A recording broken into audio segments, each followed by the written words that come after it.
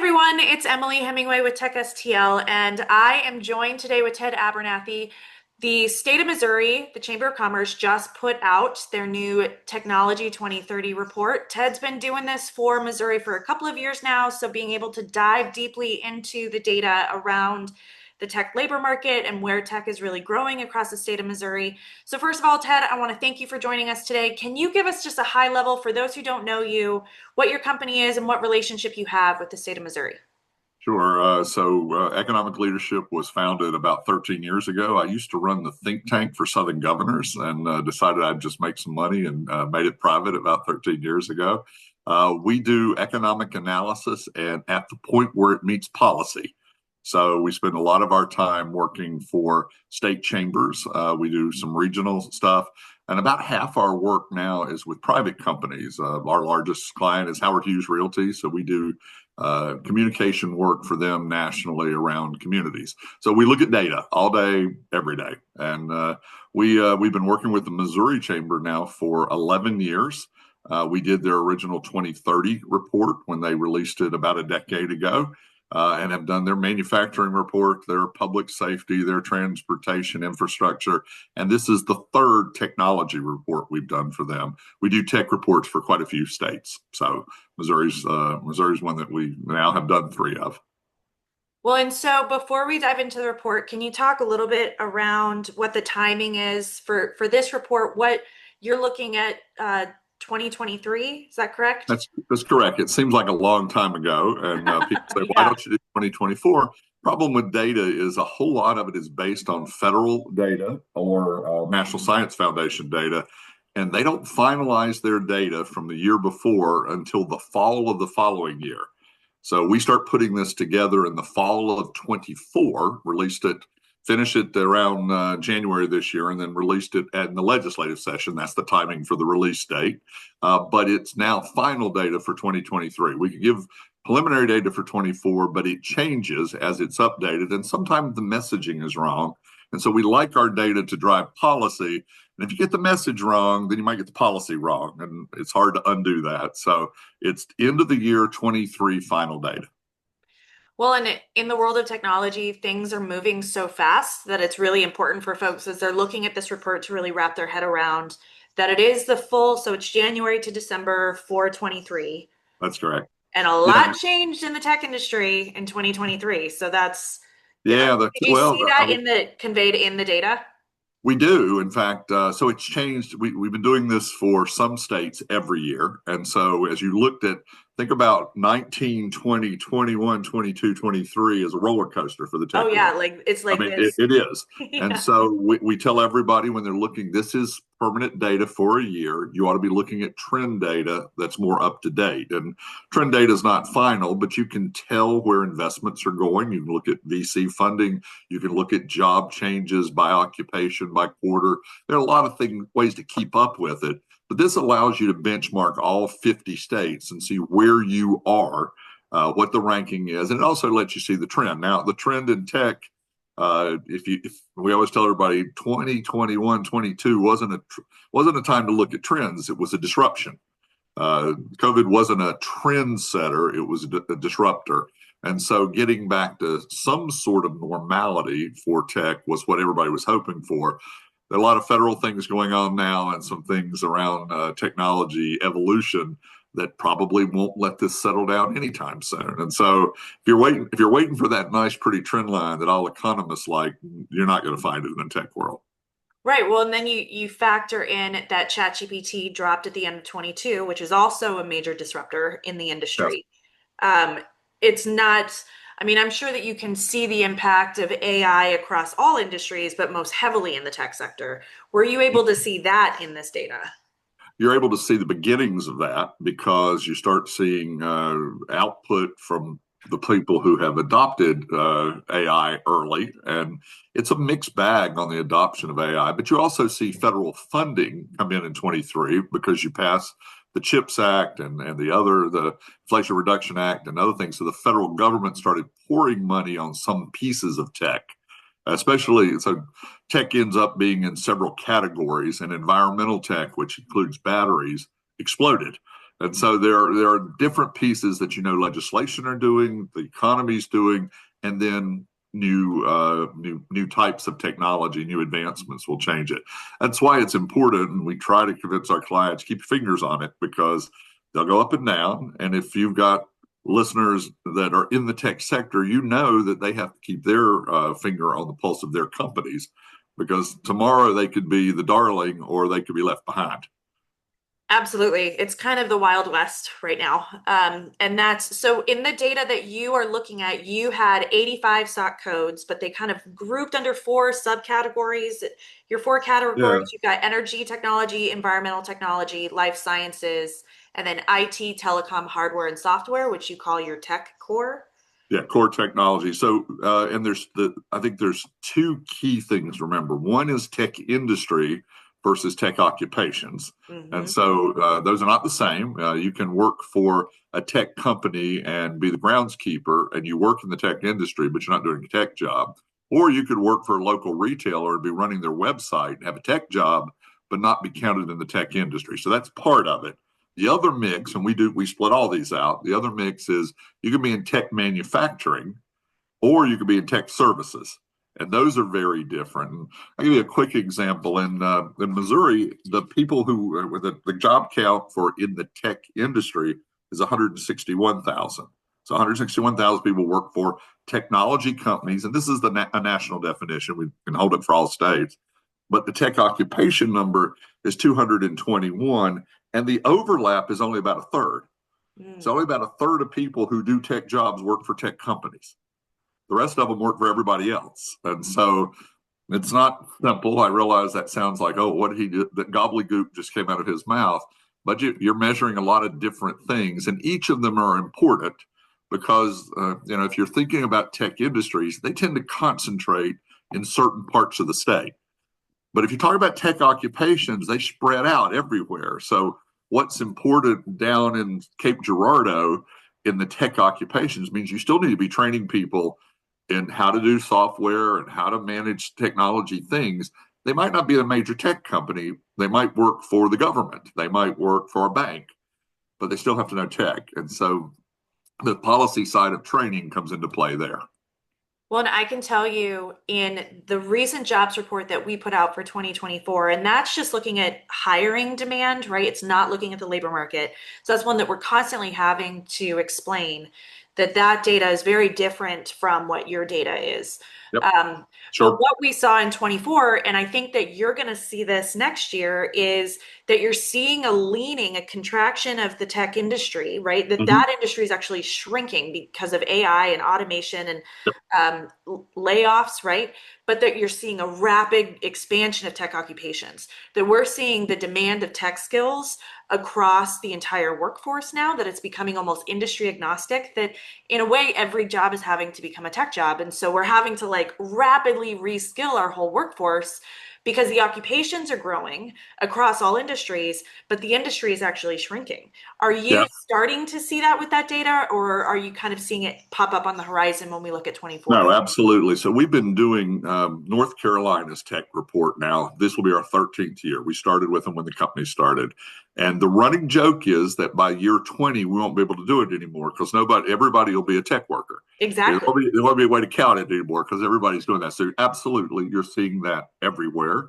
And even then, if you think about tech occupations and tech industry, got to add a third piece, which is how much technology do you use if you're not doing either of those things? Hmm. So everybody's got tech permeating into their life. I mean, when you think about AI, I think it was McKinsey. It might have been the Boston Consulting Groups. Don't want to insult anybody, but somebody just came out that everybody, a third of their day is going to be tech interfaced with AI as we go forward.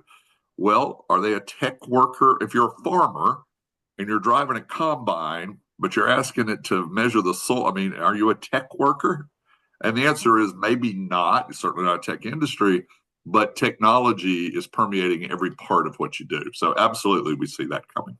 Well, and that's the conversation around the professional use of technology versus the lifestyle use, right? That Yes. these skills are now just to apply for a job, you now have to have basic tech skills, that you can't even engage in a lot of mechanisms in society without having those things. Yeah, you're younger, obviously, than I am. I've got gray hair. Spend a lot of time out in public forums, and parents complain all the time about these people. My kids just want to look at these devices. Should I take them away? And I say, no, no. They're going to be looking at those devices and interfacing with them in every job they're ever going to have. If you're worried about it, have them teach you how to use them. Make it personal to you, but don't take them away because we're all going to be dependent. Now, whether they're going to be voice activated, implanted in our earlobes, I'm not sure, but eventually you're going to have to use them. And I do data analytics for a living, and yes, that's a technology base, but everything around me is a tech thing, and so I guess I'm a tech worker these days. Never thought I'd say that. Well, okay, so let's dive back into some of the state trends that we saw because you had some really consistent growth in a couple of industries. The two that you highlight, especially in the report, are manufacturing and life sciences. Yep. Can we start first with the manufacturing growth because that was pretty significant across a number of verticals. Yeah, and so Missouri, if the biggest takeaway, and as you know, I presented this at the legislature last week or week before. The biggest takeaway is how fast the manufacturing tech side of Missouri's economy is growing. It's up 25% in the last 5 years, and Wow. service side is up 7. It's solid, but that 25% puts you in the top 10 in the country. And when we do projections going forward, you're going to stay in the top 10. You're a state that's attracting technology manufacturing in a big way. So that's a huge takeaway from the report is that you're good at it, you're growing, and you're recognized for that. And so big deal. I think the life science one, and so life science is one of the 4 categories that we talked about. You grew pretty dramatically in life sciences, and I think that's mostly concentrated, quite honestly, in either St. Louis or Kansas City. It's a big city type thing to grow in. But you also, you grew in environmental tech, so there's some battery stuff coming in, some other things into the state. What you don't get with those 4 categories are some other things that you're doing. Though you're not getting the fintech growth or the ag tech growth and those kind of things, and they're growing pretty dramatically in Missouri too. We can't count them the way I'd love to because the federal government doesn't classify them that way. And so I Yeah. can't do your data compared to another state's data to give you rankings and such in those, but I can see them because I can look at the occupations inside finance and realize that they're not bankers anymore. They're data analytics people. They're software programmers. That they're people who are doing mathematics and computer work on a day, and that's what fin looks like, and what more and more ag looks like. It's a fast growing area. So all of those were takeaways in the state, and in St. Louis, the geospatial stuff shows up differently. It's not one big category, and so trying to keep a look at the small, not the headlines, but the small data is going to be important for the policymakers in the state. So for those industries that are harder to track, we are Yeah, instead seeing the growth based upon the occupational category, right? correct. But not necessarily the secondary sector that they work within. Right, because there's no, I mean, fintech. So finance, there's a finance sector, Hmm. but there's not a finance technology sector. And Right. I would love to, if you're a data analyst like me, you'd love to try to redo the federal government's way of tracking things. But then I wouldn't have any history, and it would be, so I usually have to take it as it comes. When we looked at sort of some of the sub super industries, I mean, software grew dramatically, engineering research grew dramatically. There are pieces of this that we can really look at and determine that where the opportunity is for more growth in the state, or where people are starting to recognize the state as a major technology player. Well, so the last question I want to touch on is because Missouri was also ranked really high around women working in the tech industry as well as diversity in the tech workforce. Yes. Can you talk a little bit more around what those trends are looking like? Yeah, so we're not looking at this sort of from the politics of that. We're looking at it because uh, the labor pool for tech has always been constrained. So, and you're 22, if you were looking at your 22 and 23 data, tech companies are, we need more people in tech. We need more training in tech. And traditionally, if you go back 10 years, women didn't go into tech very much. They didn't go into math very much. They didn't go to computer science very much. They didn't go to tech very much. And we had very low numbers of anyone who was not a white male go in. Now, I'm not trying to get anything, this is not Right. politics. This is supply. I need everybody to be as technologically literate as possible. When we go to states, we tell everybody, you ought to take computer science courses, you ought to take stat courses. All those ought to be part of your graduation because you're going to need every one of them. Everybody uses stat all day long, and nobody thinks about we ought to make you take a statistics course. We're making people take trig, but we're not making them take statistics, and they have to use that. So when we look at where a state is doing a good job of expanding their labor pool, getting people to be ready for the jobs of the future. We look at our women being prepared for that, our minorities being prepared for that, and you score well in both of them. And it's a mixed bag around the country. There are states who do bad in both. My native state of North Carolina does really well with women, but really bad with any other diversity. And our state's, 25% diverse. Nobody's in tech, and tech people are saying, where are they? And the answer is we're not training them as they get younger for those jobs that are going to help them have a good living as they go forward. Because the other thing that tech shows is pretty high wages. Mhm. The numbers are high. That makes them a higher multiplier. Higher wages spend more money in the community. So that's one of the things we love about technology jobs is they ripple through the economy for a couple other extra jobs, and they're higher wage. And so you get that quality of life that you're trying to look for.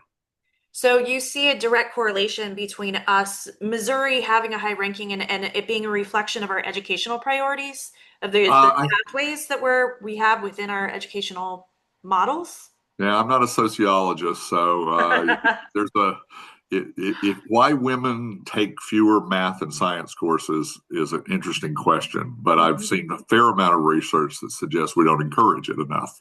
We try to discourage it, and so can't tell you how you did it in your elementary schools. But what I can say at the end is that you're getting a broader group of your population involved in technology, which I think ought to be your goal, and you're Mhm. doing something right to do that. So, congratulations on doing something right.